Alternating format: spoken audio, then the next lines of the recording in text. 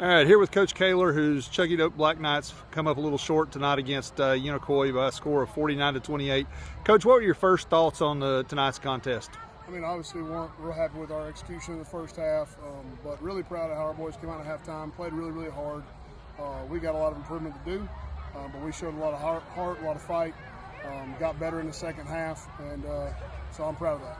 Well, you came out in the second half, and they scored first because they got the kickoff in the second half. But you came back and took a drive that took up most of the third quarter, if not all of it, and then scored. How good was that to see your team respond after giving up that first quick touchdown to them? It was great. See our offensive line respond and run the football efficiently, and threw the ball well at times during the second half. So, really proud of how hard we played and how much we improved in the second half.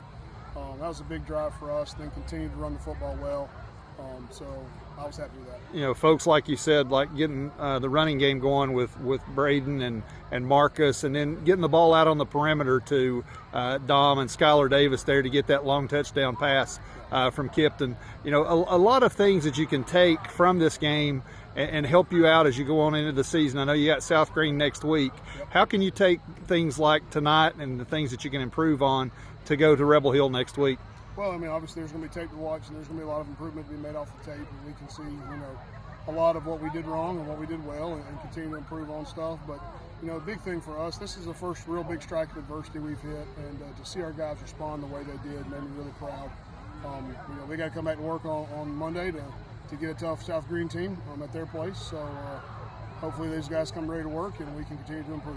And your final thing is your defense in the second half. They came out really strong in the second half, with your defensive line and things of that nature, and shut down Unicoi a little bit more than you did in the first half. What can you say about the defensive line and the defensive stand that you had in the second half? I'll really challenge those guys at halftime, particularly in the front, to play a little better, be a little more physical, play with their hands more, and I think they did that.